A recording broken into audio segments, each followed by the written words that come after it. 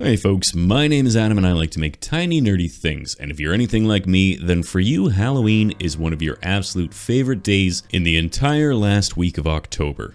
So in honor of this spookiest of days, I decided to make a little Oogie Boogie.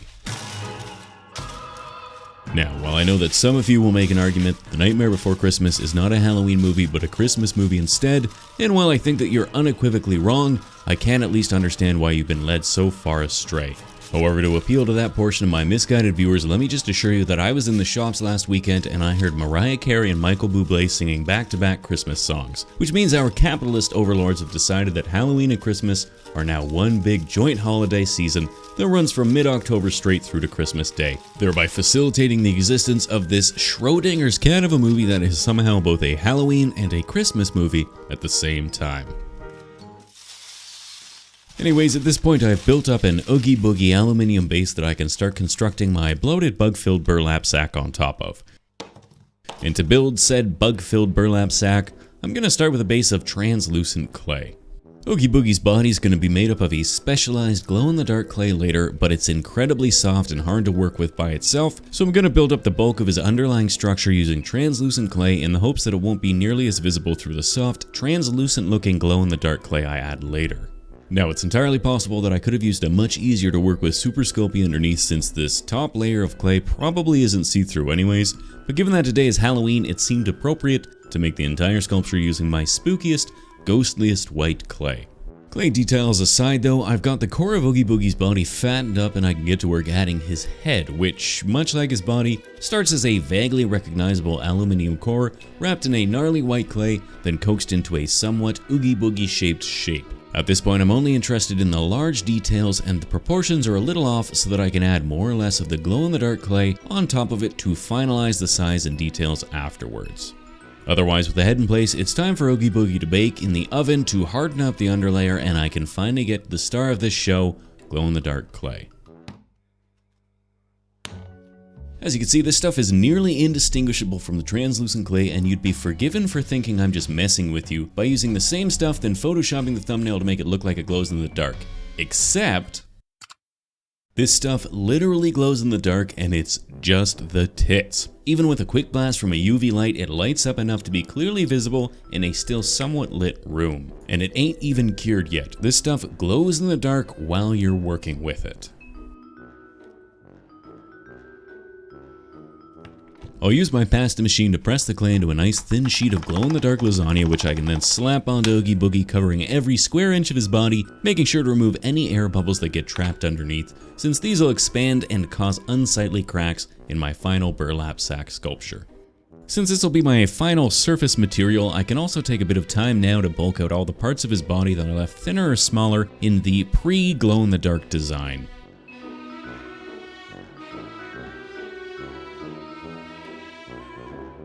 Finally, with the proportions closer to where I want them to be, I can start adding the finer details. Now this clay is pretty awesome as a final product, but it's pretty tricky to work with as it's incredibly soft for a clay and it's frustratingly sticky, so sculpting any sort of fine detail takes a fair amount of practice and patience. Two things which I either don't care for or have yet to find.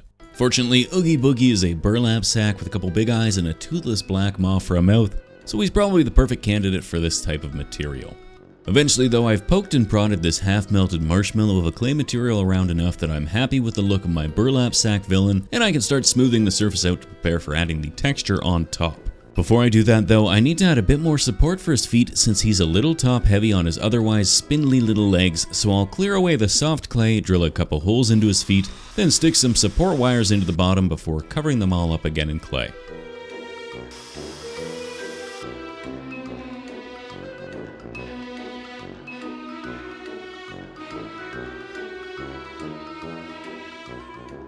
With his feet finally finished, I can start the top layer texturing by first drawing the line that separates his two burlap halves with one of my metal sculpting tools, before coming back through with a softer clay shaper to make the lines a little less sharp. Now I'm wearing white gloves because I thought this might help reduce the fingerprints, but then I realized I'm going to be rolling his entire body with texture later, so they really just kinda got in the way. While I've got my clay shapers out, I'll take a minute to give his lips a bit of texture by way of torn lines across the lips, then I can start adding the stitching along the length of the line I added moments before. This is easily achieved by using the flat end of this tool I had lying around, but later on in the project I couldn't find it, so I made a perfectly serviceable stand-in using a bit of wire bent into the same shape. To add the burlap sack texture, I'm going to use the grip on one of my tools, which should leave the surface with a pretty convincing burlap sack surface look. To add the texture, it's as simple as just rolling the handle over the entire surface, then baking the whole model to lock the texture in place, before moving on to adding all of the Oogie Boogie body rolls. And like all good things, Oogie Boogie's body rolls are made up of 100% grade A certified Wormy Dealies that get rolled out extra fat and Wormy-y, then applied along his body wherever I think a good body roll would go. I'm trying to keep the body rolls somewhat lined up with where I would expect to see rolls forming naturally on a burlap sack, but if you wanted to be perfectly accurate, you could probably use a pillow for reference, or a bag of rice, or even a particularly chubby infant. Otherwise, once you've got your placement figured out, you can start blending all the Wormy Dealies into the body, removing any of the sharp lines and harsh edges, then rolling them nice and smooth before hitting them all with the same burlap sack texture. I'm working in sections to make it a little easier to hold, since he's a pretty chunky burlap boy, and this clay is very unforgiving of accidental bumps and knocks. Finally, before rolling the next section, I'll make sure to redraw any of my stitching lines so that they contour to the new rolly body shape. Then it's into the oven to lock these rolls in place, and I can get started adding the rest of Oogie Boogie's body rolls.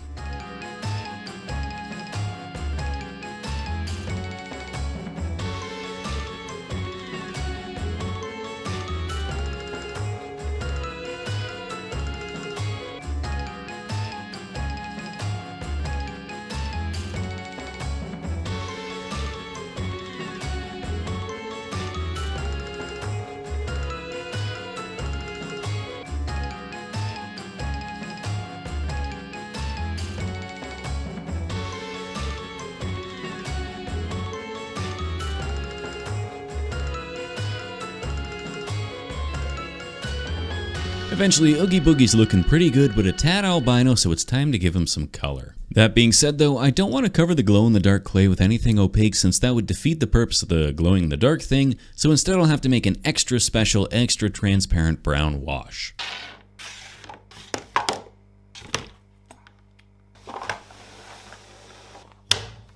To make this wash, I'll use a transparent umber ink, then cut it with some acrylic medium, which leaves me with a transparent brown paint. Then to help improve the flow of my paint, I'll add some flow improver, and then to help water it down, I'll add some water. I'll mix all this together and I'm left with a very thin, nearly transparent brown wash that I can safely apply over the entirety of Oogie Boogie's body.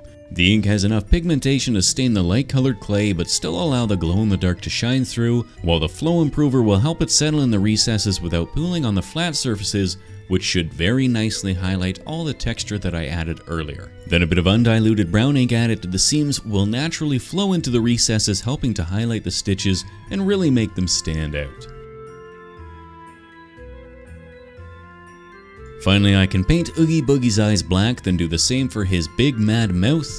And that's him finished, and we're ready for the glamour shots. With your permission, I'm going to do my stuff.